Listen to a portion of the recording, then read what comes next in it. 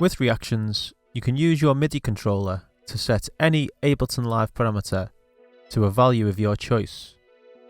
Take the Clip Trigger Quantization menu as an example.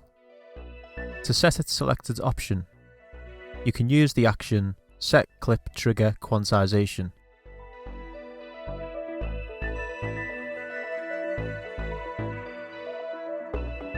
And enter the option number to set it to. Then, after selecting the MIDI controller button, you can set the menu's selection with a simple button press. But, what if instead of setting it to a single value, you want to use an encoder on your MIDI controller to scroll through the range of available options on the menu? For this, you will need a way to dynamically change the number which the quantization menu is being set to as you turn the encoder. This is done using the Get Value from Ranges option.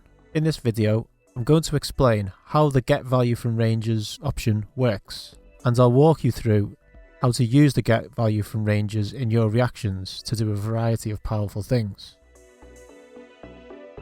Get Value from Ranges works by linking two ranges together, an input range and an output range.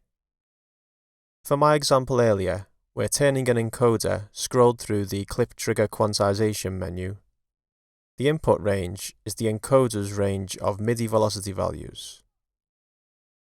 These values go from 0 all the way up to 127 as the encoder is turned. The output range is the quantization menu's range. This has 14 options starting from 0 up to 13.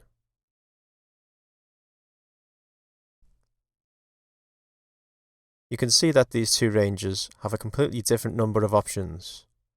The input range has 128, whereas the output range only has 14. Get Value from Ranges links these two ranges together by grouping the values into a number of steps. For this example, let's say we want to have 14 steps. The input range's 127 values are split into these 14 steps, meaning there are multiple values per step. As the output range already has 14 options, each option will be in its own step. So now, for any input value, there is a corresponding output value. If, for example, the encoder sends a velocity value of 50, this is between 45 and 53, so the corresponding output value is 5. Which, if we look at the list of options for the menu again, sets the Clip Trigger Quantization menu to the half option. Back to my example from earlier. When I turn the encoder on my MIDI controller, it scrolls through all of the options in the quantization menu. I'll walk through how to build this. I've created a script containing one reaction. In the reaction, I'll set the listener event to encoder 1 on my controller, meaning the reaction will fire each time that I turn the encoder and it sends a velocity value. In the action section of the action block, I'll select the action Set Clip Trigger Quantization from the Live Object Model Song category.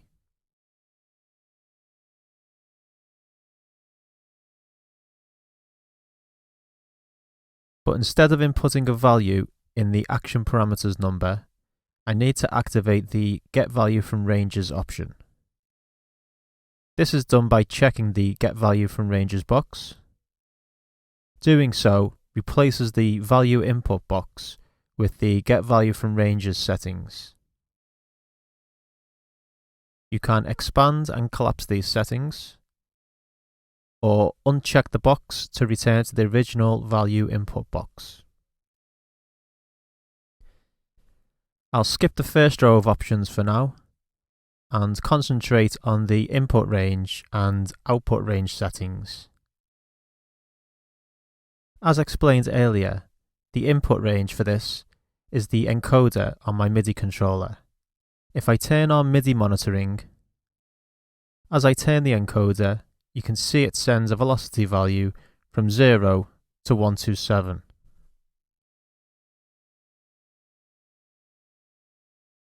I want to use its full range, so the minimum and maximum velocity values for it will be 0 and 127.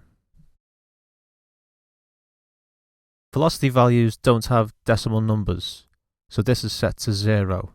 I'll leave the current input value set as 15 for now. I'll come back to that shortly. The output range is for the quantization menu, and so this needs to match the menu.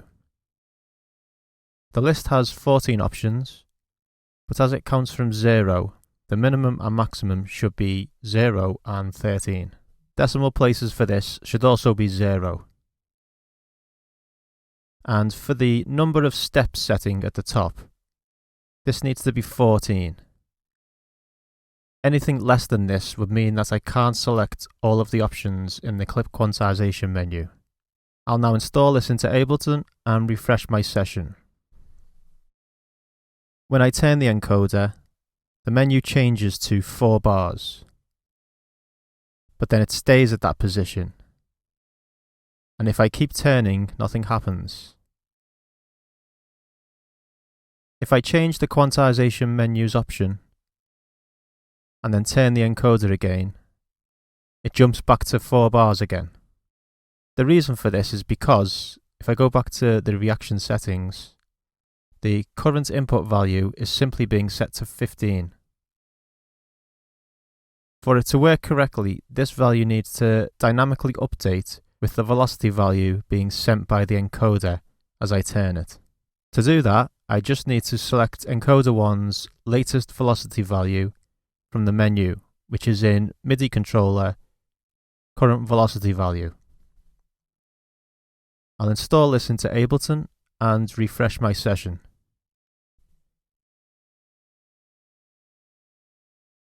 And now when I turn the encoder, it scrolls through the menu list.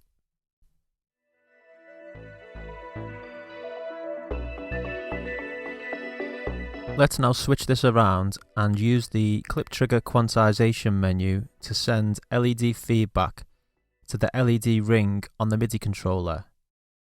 I'll add a second reaction.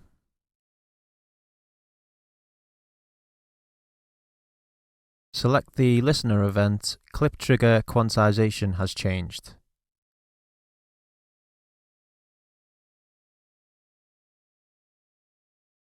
For the action, I'll select send MIDI velocity value to input, and then select encoder 4 as the controller input to send the LED feedback to. The velocity value field needs to be dynamically set by the encoder, so we need to activate get value from ranges here. I'll set the number of steps to 14, and for the input range, the current input value to use is clip trigger quantization. The input minimum is 0, the maximum is 13, and the input decimal places is 0. For the output range, output minimum is 0, output maximum is 127, and output decimal places is 0. I'll install this into Ableton and refresh my session.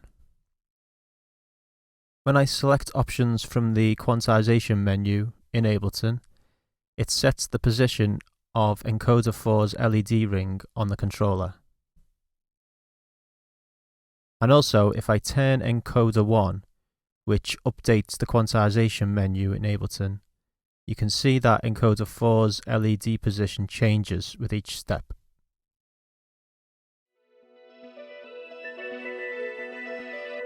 The quantization menu is limited to 14 options, But there are a lot of Ableton parameters, such as the track volume, which don't have a set amount of options.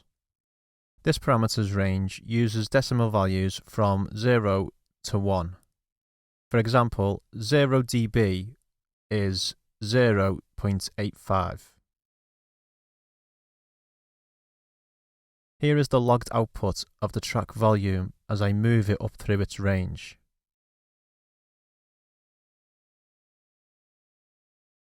I'm now going to create another reaction which controls the track volume with encoder 2 on my MIDI controller. I'll add another reaction mapping to my script, and I'll set the listener event to encoder 2. For the action, I'll select set volume value, which is in live object model track.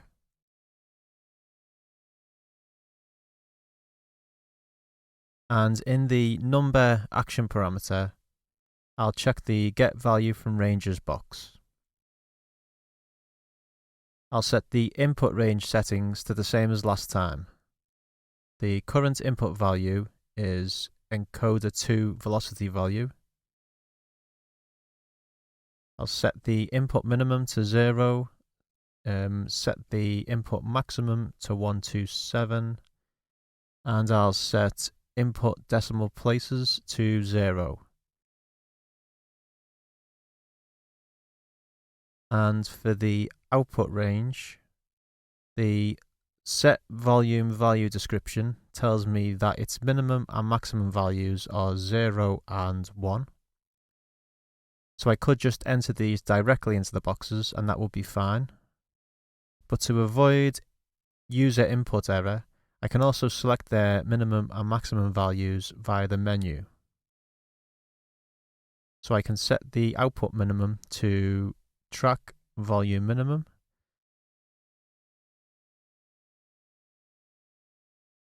and the maximum to track volume maximum. I'll set its decimal places to 2. But if you wanted to get really fine-grained control with the volume, you could extend this to however many decimal places you need.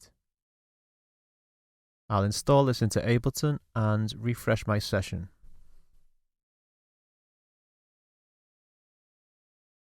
When I turn the encoder, you can see that the track 1 volume now moves up and down. But the movement of it's pretty jerky.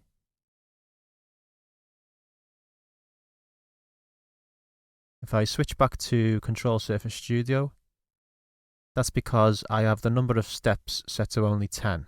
So I'll increase this to 127 and install this into Ableton and refresh the session. Now when I turn the encoder, you can see that the movement is much more smooth. I can also make the volume range just go to 0 dB. To do this, I just need to change the output maximum to 0.85, and this will make the range smaller. So if I install this into Ableton and refresh the session, now when I turn the knob all the way to the right, it stops at 0 dB.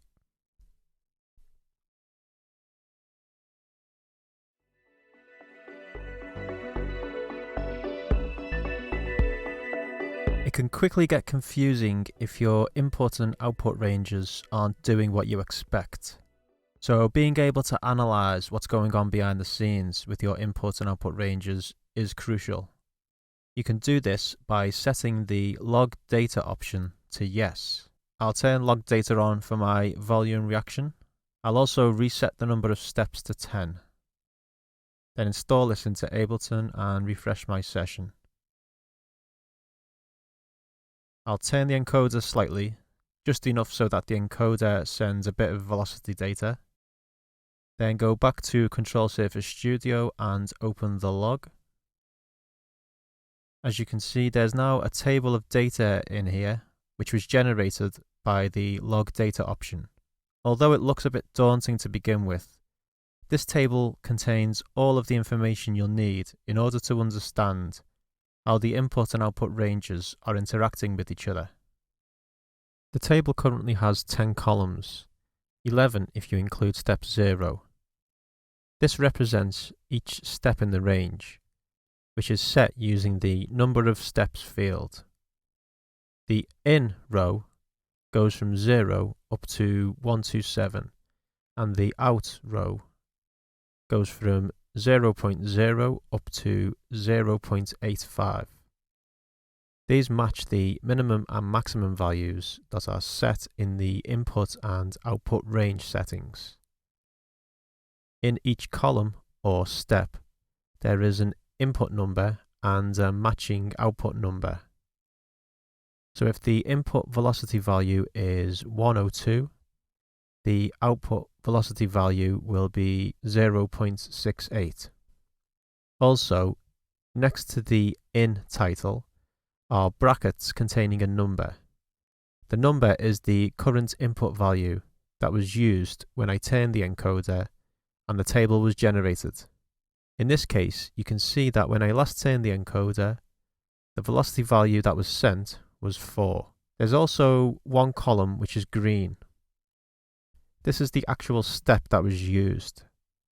So when I turned the encoder and it sent 4, you can see by the green column that it used step 1, which sets the volume value to 0.08. I'll continue turning the encoder. Each time the encoder sends a new velocity value, get value from ranges generates a new table. The latest table will always be at the bottom. And if you look at each table, you can see that the green column has moved and the current input value has changed.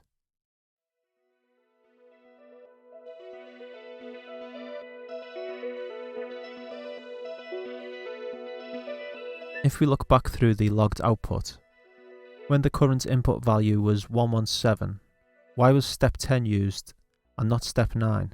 If we look again at the in title, inside the brackets there is a small arrow pointing to the right. This indicates that it is rounding up.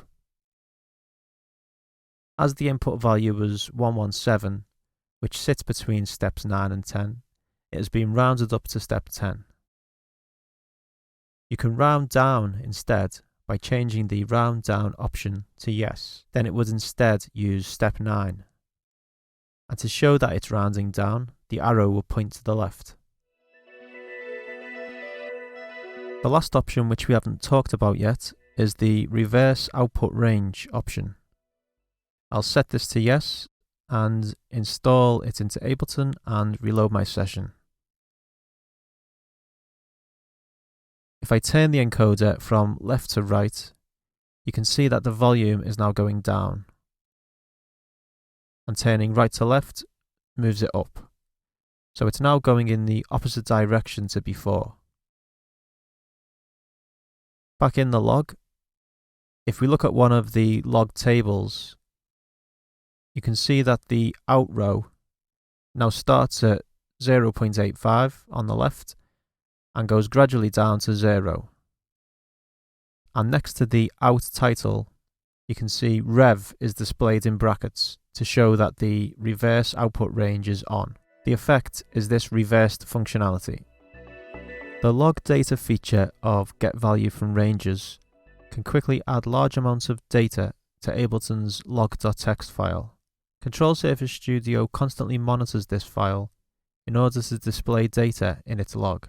Due to this, the larger the log.txt file is, the slower Control Surface Studio's performance can be.